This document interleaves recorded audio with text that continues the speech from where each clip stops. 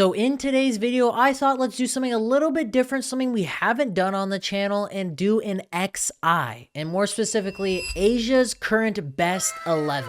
We're going to be making our starting 11 of the best players in each position right now in Asian football. And there's going to be some criteria that I will be following with the players that I'm selecting in each position. Obviously, we're going to be mainly focusing on currently the best players in each position, but as well players that have proven in the past that they are one of the top players in Asia at that role. So it's going to be a little combination of right here and now and a little bit of that. Have they done in the past? Have they had multiple seasons where they've been there, done it, and so on and so forth. And of course, as well, this is just my opinion. I know many of you will probably not agree with me in every single position, but that's what makes this video fun, and there's a good discussion to be had in the comments down below. So you guys got to make sure to let me know if you agree with me or disagree with me. And as well, if you're a big fan of Asian football, and more specifically the Iranian national team, this is the channel that you need to be at. So if you're watching this right now and you're not subscribed, make sure to do that right now. And if you are subscribed, make sure to smash the like button, because that's what the W subscribed people do. So now let's jump into it. We're going to be rocking the 4-3-3 formation with the 2 CMs and 1 cam. We're going to start all the way down from goalkeeper and finish off with striker. And my mindset going into this is building the best XI from Asia if they were to compete against the best XI in South America or Europe. This would be the type of players I would want to see lined up as the coach to give me the best possible chance of winning. So starting off in the goalkeeping position, I'm going with Martin Paz.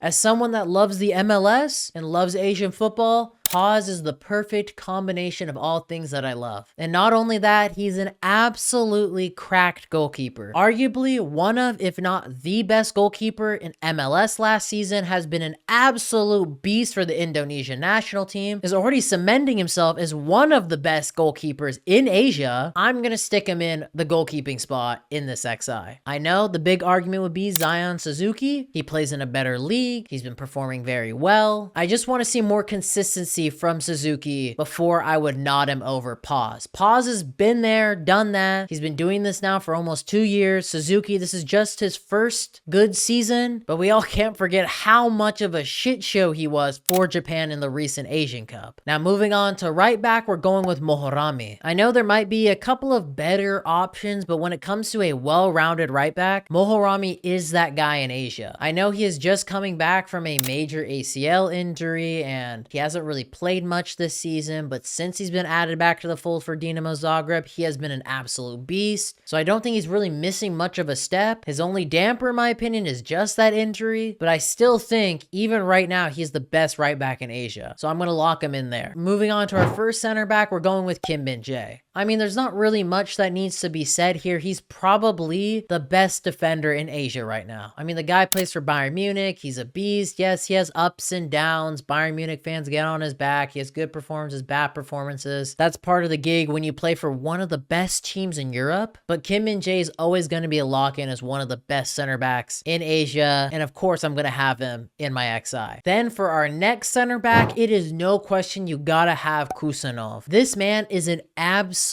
beast. He's been having a crazy season this year in Liga, and I wouldn't be surprised by the end of this season, he gets an even bigger move. There has been some crazy rumors that the likes of like Real Madrid and some of the top teams around Europe are wanting to sign him next year. He has played a pivotal role for Lens this year and has shown it as well for Uzbekistan in their World Cup qualification campaign. I wouldn't be surprised in the years to come, he becomes the best defender in Asia, because I wish Iran had a guy like him. Moving on to the left back position, I'm going with Verdonk. This was kind of a tough position to fill because I really didn't know who to pick. It was kind of just finding who was a decent option from a bad bunch of choices, because there's really not any good left back in Asia. There's a lot of players that fill in that role but are not true left backs. So I went with a safe pick of Verdonk from Indonesia. He can play in any of the defensive positions. He has been solid for Indonesia in World Cup qualification, so I'm going to stick him in that spot. Then for my 2 center mids, I'm going to go with the Japanese duo of Endo and Morita. There were probably a lot of good options I could have put in here, like Im Bwang Hang or Tanaka. Saka, but I just felt Endo and Morita were two midfielders that if they played in these pivot positions, you could call them, complement each other very well. And as I said early on in the video, give me that best chance of winning. And I would want my two center mids to be more defensive because the guy that I have in the attacking mid role, I want to give him free range to help the striker and wingers in the final third. So with that, the player that I'm going to put in the attacking mid spot is obviously going to be Kang-in Lee. This guy is an absolute beast. I'm in love with him. I think he is a sensation for Asian football. I would argue is South Korea's best player right now. I know that's somewhat controversial, but that's how much of a big fan I am of him. He has been a star since he's joined PSG during this turbulent time where they're going through a bit of a transitional period, but he has been a pretty good standout for them. And not to mention, he has done very well for South Korea in qualification. And speaking of South Korea, let's move on to the left wing spot. And it's so obvious, you obviously are going to have Son. My guy is waving the Asian football flag very, very high. He's been doing it for years. He's been the guy for Tottenham. He's the captain, arguably the best player right now in Asia, could arguably be the best Asian footballer of all time. I wouldn't say so, but some people do. I mean, is there anything more left to say when it comes to Son? He was obviously going to be in the starting XI. The real question is, who am I going to put in the right winger spot? Might be slightly controversial, but I'm going to go with Kubo. I know some Japanese might argue, well, you could probably put Ito. He's been better than him this season. I think on his day, if Kubo brings out one of his better performances, I think it is better than most, if not all, the wingers in Asia right now. My bias would say let's just throw in Alireza Jahanbakhsh, but that's way too biased, and I know you all will be absolutely rioting in the comments down below. But as I said, on his day, Kubo is a top-class winger. It has been up and down for him. He's had a decent season so far, and you could argue his fellow countryman Ito is better than him at the moment. He's playing better than him in qualification. So yes, I get it if you want to pick someone like him in that spot. Or hey, you're like me and want to be a football hipster and put in Jahanbakhsh. I respect that. But if Kubo has one of those performances that we all know he could have, he is different gravy. So I'm going to stick him in the right wing spot. And finally, that would leave us with just the striker position. And we all know who we're going to put here. The Prince of Persia himself, Taremi at the striker role. I mean, was there any question about it? I know he hasn't had a great year at Inter. That's what you would say if you only looked at the stats. I think he has played pretty well for Inter this year. Yes, he hasn't bagged many goals. You could say he hasn't looked like his prime self at FC Porto, but I still do think he is the best striker in Asia right now, without a doubt. When you watch him play day after day with Inter, he doesn't start every game, but every time he does start or does get cameos off the bench, he's a huge difference maker for the team. And you see that with the praise that Inzaghi always gives him, his teammates as well. He's still a top class striker, and he's the type of striker you'd want, especially with wingers like Son and Kubo on the wings and the Kang-in Lee under him. That guy would absolutely cook if those guys were surrounding him. So of course I'm going to have him at the striker position. So yes, to conclude today's video, as you see on the screen, this would be my Asia's best XI right now. You guys got to let me know your thoughts in the comments down below. Do you guys agree with me? Do you disagree with me? Let me know your thoughts. If you haven't already, make sure to smash the like button on today's video, subscribe if you're not subscribed already, and I hope you'll have a lovely